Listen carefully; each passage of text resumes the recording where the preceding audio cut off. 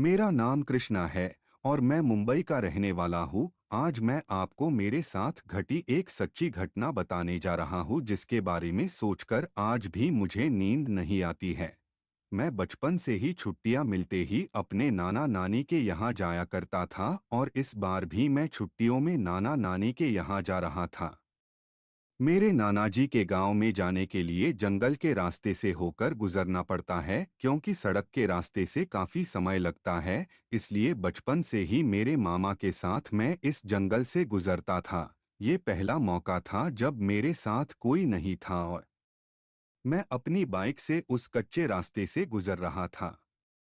उस दिन छुट्टियां पड़ने की खुशी में सारे दिन मैं दोस्तों के साथ घूमता था जिसके कारण शाम को मुझे काफी देर हो गई थी। एक बार तो मैंने सोचा कि रात हो चुकी है, सुबह चला जाऊंगा, लेकिन नानाजी के यहाँ दूध घी के बारे में याद करते हुए मैं रात 8 बजे ही घर से निकल गया। मैं खुशी खुशी रास्ते में अकेला गुनगुनाते हुए जा रहा था।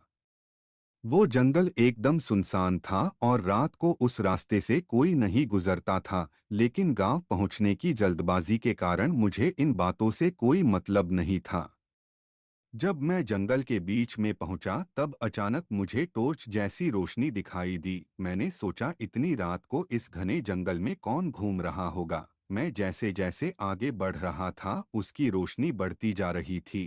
तभी मुझे धोती कुर्ता पहने हुए एक आदमी नजर आया जो गाड़ी को रोकने के लिए हाथ का इशारा कर रहा था। मैंने पहले तो गाड़ी नहीं रोकने की सोची क्योंकि मैं सोच रहा था कि कोई चोर लुटेरा होगा, लेकिन जब फिर मैंने सोचा शायद कोई जंगल में भटक गया होगा, इसलिए गाड़ी रोक दी।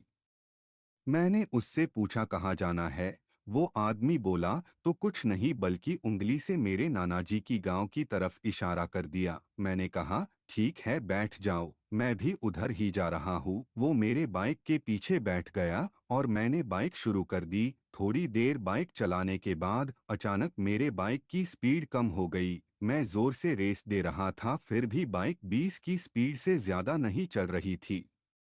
मैंने सोचा कि अगर ऐसे बाइक चली तो गांव पहुंचते तो आधी रात हो जाएगी और इस जंगल में कोई मैकेनिक भी कहाँ मिलेगा।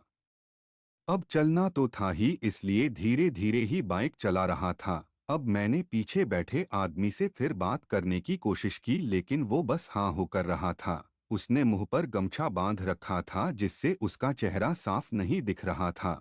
थोड़ी देर बाद अचानक मेरे बाइक की स्पीड बढ़कर 80 हो गई और रेस कम करने भी कम नहीं हो रही थी। अचानक से मेरे पीछे बैठे आदमी का गमछा हवा में उड़ गया और जब मैंने कांच में उसका चेहरा देखा तो मेरे होश उड़ गए। उसका चेहरा एकदम नीला था और उसकी आंखें एकदम सफेद थी। कांच में देखते ही मेरा पूरा शरीर कांपने लग गया और बाइक से मेरा संतुलन गड़बड़ा गया, जिससे मेरी बाइक नीचे गिर गई और मैं दूर तक घसीटता चला गया। मेरे पैरों में चोट आई थी, लेकिन मैंने चोट की परवाह किए बिना भागना शुरू कर दिया। मुझे थोड़ी दूर पर ही गांव की रोशनी नजर आ रही थी।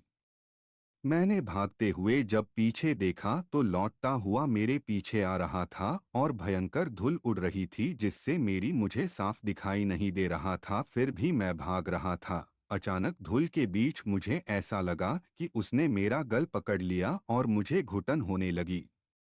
तभी मुझे सामने से गांव के 2 से 3 लोग जंगल की ओर आते दिखे तो मैं जोर से मदद के चिल्लाया तो दौड़ते हुए मेरी तरफ आए और धुल में लाठियां बरसने लगे। उनकी कुछ लाठियां मुझे भी लगी, लेकिन वो भूत भाग गया था। अब वो मुझे तुंगरत नानाजी के घर पर लेकर गए और उन लोगों ने बताया कि वो जंगल के पास की अपने खेतों में रात की रखवाली कर रहे थे, इसलिए उन्होंने मेरी आवाज सुन ली, वरना आज तो भगवान ही मालिक था। मैंने उन लोगों से और नानाजी से उस गमछे वाले आदमी के बारे में पूछा तो उन्होंने बताया कि कई साल पहले सूखा पड़ने पर जब एक किसान की फसल बर्बाद हो गई और भारी कर्जे में डूब गया, इसी वजह से उसने जंगल में जाकर अपने गमछे से फांसी लगाकर आत्महत्या कर ली। तब से रात को कोई भी इस रास्ते से अकेला नहीं गुजरता है, क्योंकि यहाँ पर अकेले गुजरने वाले लोगों को खुद की तरफ पेड़ पर फांसी से लटकाकर मार डालता है और 2 से 3 लोगों तो मौत के घाट उतार चुका है। अब मुझे सारी घटना पता चली, लेकिन मैं अब भी काँप रहा था। उस घटना के बाद मैं कभी जंगल वाले रास्ते से अपने गांव नहीं गया और उस घटना के बारे में सोचते हुए मुझे आज भी सिहरन पैदा होती है।